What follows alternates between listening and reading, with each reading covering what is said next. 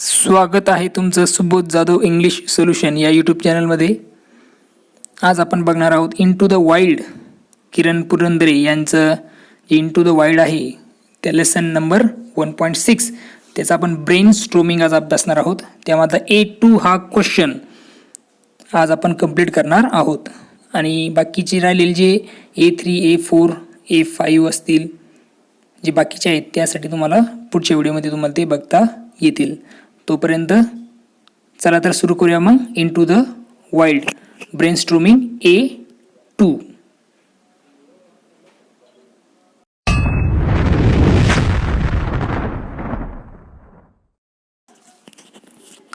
A2 त्यामधलं पहिलं, arrange the following incidents in a proper sequential order as they have arrange in part 1. Part 1 मधील काही incident दिलेले आहेत ते तुम्हाला काय करायचे तर सिक्वेन्शियली अरेंज करायचे आहेत. आता हे चार अशा आपल्याकडे त्या गोष्टी आहेत किंवा मग इन्सिडेंट्स आहेत, तर ते आपण सिक्वेन्शियली कसे अरेंज करू शकतो बघा.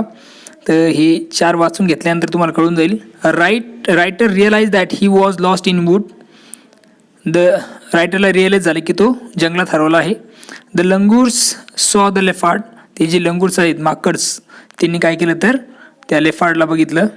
The author was move from the jungle as quietly as possible finding his way through the thicket. Okay, एकदम शांतपणे तो त्या जंगलातून काय होत होता जात होता. कोण? Author. The author met a villager. Author विलेजरला भेटला. आता हे सिक्वेन्शियली अरेंज करायचं तर त्यामध्ये नंबर 1 असेल C, त्यानंतर येईल B. सी का बरं? कारण तो तिने जायला सुरुवात केली. त्यानंतर त्यांनी बघितलं की लंगूर जे आहे ते लेफ्टला बघतायत. त्यानंतर D येईल. त्यानंतर तो ऑथरला भेटला आणि शेवटी त्याला रिअलाइज झालं की तो काय झाला जंगलामध्ये हरवला आहे. त्यानंतर दुसरा प्रश्न आहे बघा A2 मधलाच. Correct the following statements part 2. हे जे काही स्टेटमेंट्स आहे ते तुम्हाला करेक्ट आहे ते त्यांना करेक्ट म्हणायचं आणि जे नाही त्यांना तुम्हाला करेक्ट करून लिहायचं आहे. आता पहिलं जे आहे, आता पार्ट 2 बद्दलचा प्रश्न आहे बरं. A. Earlier Shaz was in the field of finance. बरोबर, सुरुवातीला तो फायनान्सच्या फील्डमध्ये होता. BCRTI was founded out of the genuine urge to conserve the habitat of the wildlife. हे सुद्धा काय आहे तर बरोबर आहे, ट्रूच आहे, यामध्ये काही चुकीचं नाही, कारण BCRTI तेच काम करत होतं. त्यानंतर नंबर 3 सीचं काय आन्सर असेल? C आहे Shaaz failed to utilise the finance incurred out of tourism. आता हे आहे फॉल्स. मग याचं फॉल्सचं काय येईल तुम्हाला आन्सर लिहिता येईल, ह्या अशा प्रकारे आन्सर लिहिता येईल तुम्हाला. करेक्ट स्टेटमेंट काय बघा Cचं. Shaaz put the finance incurred out of tourism to good use. हे त्याचं करेक्टेड आन्सर आहे. त्यानंतर तुम्ही पुढचं बघता क्वेश्चन नंबर D. त्यानंतर according to the local agriculturalist seeing is more essential than listening. हे सुद्धा काय तर फॉल्स आहे, याचं करेक्ट आन्सर आहे. According to the local agriculturalist listening is more essential than seeing. अशा प्रकारे हे काय असणार आहे, करेक्ट असणार आहे. हे तुम्ही आन्सर घेऊ शकता. ठीक आहे, पुढचा प्रश्न A2 मधला तिसरा. Complete the given web. दिलेली वेब काय करा, कंप्लीट करा, आकृती कंप्लीट करा. प्रश्न आहे science of the vicinity of the village. Vicinity म्हणजेच परिसर ज्याला आपण म्हणतो. तर कुठले प्रकारचे साईन आहेत की विलेज आहे या संदर्भात, तर तुम्ही याचा आन्सर लिहू शकता. आन्सर मी लिहिलेले आहे sign of the vicinity of the village. Number 1 marks of a bicycle wheel. म्हणजे त्याला दिसलं की समोर विलेज आहे. कशाने ओळखलं त्यांनी तर त्याला मार्क्स दिसले कशाचे, बायसिकलच्या व्हीलचे. त्यानंतर ड्रॉपिंग ऑफ ब्लू बुल्स, जे ड्रॉपिंग्स विस्टा ज्याला आपण म्हणतो, ड्रॉपिंग दिसलं त्याला पडलेलं कशाचं, त्या ब्लू बुल्सचं. The sound of people talking in a loudspeaker. जे लोक होते ते लाऊडस्पीकरमध्ये बोलत होते, ते एक प्रकारचं एक साईन आहे. The lantern of a farm, आणि त्या फार्ममध्ये कंदील काय होता तर चालू होता. याच्यामध्ये त्याने ओळखलं की हा जो परिसर आहे तो कशाचा आहे तर खेड्याचा, त्या विलेजचा आहे. Number 4, complete the following part 2. खाली दिलेल्या पार्ट्स तुम्हाला कंप्लीट करायचे आहेत, रिकाम जागा फिल करायच्या आहेत. Responsibilities handled by Shaaz. शाजने कुठल्या कुठल्या रिस्पॉन्सिबिलिटीज हँडल केल्यात तर तुम्ही लिहू शकता. Number 1, he is a wild life photographer, cinematographer and big cat tracker. ही पहिली रिस्पॉन्सिबिलिटी त्याची होती. ती म्हणजे काय, वाईल्ड लाईफ फोटोग्राफर होता, सिनेमॅटोग्राफर होता, त्याचबरोबर बिग कॅट ट्रॅकर सुद्धा तो होता. बिग कॅट ट्रॅकर म्हणजे की वाघाचा पाठलाग करणे. बिग कॅट म्हणजे वाघ. He is a man animal conflict resolution seeker, speaking to those interested in conserving the planet's riches. तो मॅन ॲनिमल कन्फ्लिक्ट रिसॉल्युशन म्हणजे शोधणारा, त्यांचे कन्फ्लिक्ट जे असतील ते सॉल्व्ह करणारा आपण म्हणू शकतो. आणि जे लोक इंटरेस्टेड आहेत कशाला तर ह्या प्लॅनेटला कन्झर्व करण्यासाठी, त्याचं संवर्धन करण्यासाठी त्यांच्याशी तो काय करायचं तर कन्व्हर्सेशन सुद्धा म्हणजे त्यांच्यासोबत तो बोलत होता, नेहमी त्यांच्यासोबत तो बोलायचा. Number 3, he leads photographic safaris in Africa. Photographic safaris तो करायचा आफ्रिकेमध्ये. Number 4, he showcases his work at art galleries in capital cities. जे कॅपिटल सिटीज आहेत तिथे तो काय करायचा तर त्याच्या आर्ट गॅलरीजमध्ये तो काय करायचा तर त्याचं वर्क जे आहे ते शो करत होता. Number 5, he is a lodge owner. तो एक लॉज ऑनरसुद्धा आहे. या सगळ्या रिस्पॉन्सिबिलिटीज तो बघत होता किंवा हँडल करत होता, करतो. नंबर 5,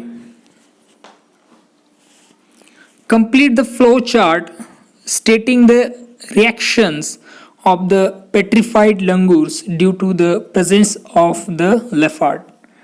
आता काय करायचं, फ्लो चार्ट तुम्हाला कंप्लीट करायचं आहे की त्यामध्ये तुम्हाला रिॲक्शन सांगायचे की जे घाबरलेले, पेट्रिफाईड म्हणजे काय, अफ्रेड, घाबरलेले जे लंगूर्स आहेत, माकडस आहेत, त्यांच्या कशामुळं तर त्या लेफार्डच्या प्रेझेन्समुळं काय त्यांच्यावर इम्पॅक्ट झाला, त्यांची रिॲक्शन्स तुम्हाला सांगायचे आहेत. आता फ्लो चार्ट मी माझ्या पद्धतीने बनवलेला आहे, बघा खाली दाखवण्याचा प्रयत्न केला आहे. I tried my best. Answer खॅक अलार्म कॉल. खॅक असा अलार्म कॉल त्यांनी केला. त्यानंतर लीडर ऑफ द गँग मेकिंग अलार्म कॉल. जो काही गँगचा लीडर आहे तो हा आवाज करत होता. Rest of the langur brigade continued raising the alarm calls. आणि जी राहिलेली जी लंगूर होते तिथले ते सुद्धा काय करत होते तर अलार्म करत होते, खॅक खॅक करत होते. Speeding to the tree tops near and far. आणि खूप स्पीडली ते झाडाच्या एकदम टोकावर, ट्री टॉपवर ते पोहोचले होते, जात होते. Number 6, complete the following web describing each step taken by the writer as a solitary traveller. ही खाली दिलेली वेब आहे, तुम्हाला ती कंप्लीट करायची. खाली दिलेली आकृती आणि याच्या डिस्क्राईब करायचं तुम्हाला की स्टेप टेकन बाय द रायटरने कुठल्या स्टेप्स घेतल्या ॲज अ सॉलिटरी ट्रॅव्हल, एकटा तो प्रवास करत होता त्यामुळे. While moving in the jungle with great precautions. ज्यावेळेस तो जंगलमध्ये जायचा त्यावेळेस तो कुठल्या प्रकारच्या गोष्टींची काळजी घेत होता. तर 2 दिलेले आहे बघा, precautions taken by the writer. Precautions म्हणजे आपण काळजी असा अर्थ घेऊ, कुठली काळजी तो घ्यायचा, कुठल्या गोष्टी तो करायचा जंगलात जाण्याच्या अगोदर. कॅमोफ्लेगिंग द हाईट ही एक पहिली आहे.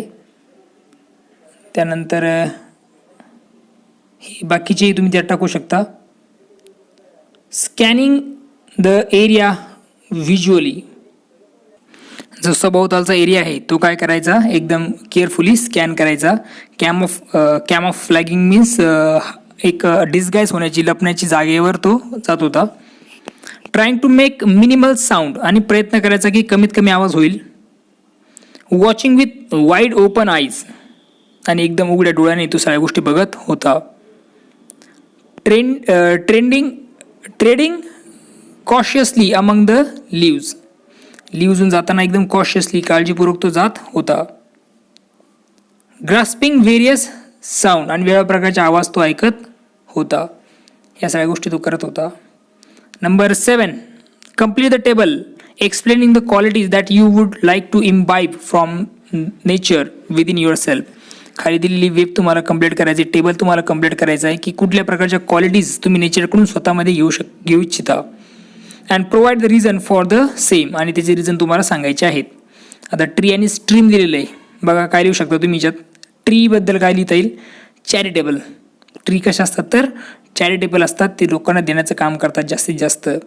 Reasons, trees provide us fruit, flower, logs, shadows and many more things without expecting anything from us. Charitable आहे, देण्याची प्रवृत्ती आहे कशामध्ये, झाडाकडे. ती गोष्ट मी घेऊ इच्छितो.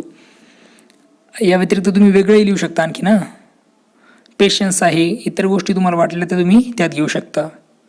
Stream, continuity. स्ट्रीम्स जे असतात ते कंटिन्युटी त्याच्यामुळे आपण शिकू शकतो, कारण streams continuously flow along a fix route by a channel cut into rock or ground. हे जे स्ट्रीम्स असतात ते कंटिन्युअसली काय असतात तर वाहत असतात एका फिक्स रूटने. तर ती कंटिन्युटी मला काय करायची तर स्ट्रीम्सकडून घ्यायची आहे. आय होप तुम्हाला A2 हा प्रश्न समजलेला आहे. पुन्हा भेटूया नवीन व्हिडिओमध्ये A3, ज्याची लिंक तुम्हाला यातच दिलेली असेल. कशामध्ये, याच्याच डिस्क्रिप्शनमध्ये. सर्व प्रश्नांची, या लेसनच्या रिलेटेड जे सगळे प्रश्न असतील त्यांची लिंक तुम्हाला याच्यातच मिळून जाईल, याच्या डिस्क्रिप्शनमध्येच. Thank you and take care.